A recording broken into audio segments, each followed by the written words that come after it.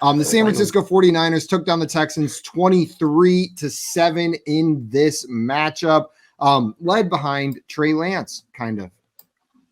Well, kind of. He had a pretty solid game, 249 passing yards, 2 touchdowns. He added 31 yards on the ground. So, if you had to start him, he was solid. I think for the future, you have to be excited for what's coming with this offense, which most people think Jimmy Garoppolo's out the door. So should be Trey Lance's team next year. We'll just go ahead and jump into it. Trey Lance is a top blank quarterback in 2022. Simon, we'll start with you. Oh, no.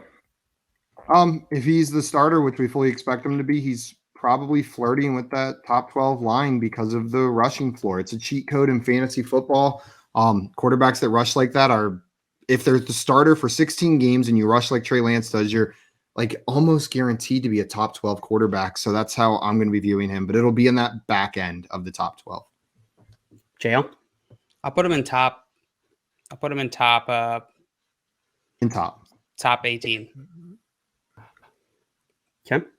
I think he's a locked and loaded top 15 quarterback with a lot of upside. Yeah, it's probably the right answer. Because I'm going to take him over Tua, over Ryan Tannehill, over Derek Carr, or over these guys just because of the upside. I'm not saying at the end of the season he's 100% going to have more fantasy points than those guys. Those guys are safer plays, but at the quarterback position, especially when you're only starting one, I'm going to shoot for the upside, and Trey Lance is probably going to keep inching towards that top 12 quarterback the more and more we hear about him being the starter for the 49ers with all these weapons too. He's got right. And that's the thing for me. I'm really excited about him. I think he can be, I have him in the top 10 next year with all the weapons. I think Shanahan's one of the best at, scheming around players' talents with all, I'm really excited for Trey Lance next year if he is the starter.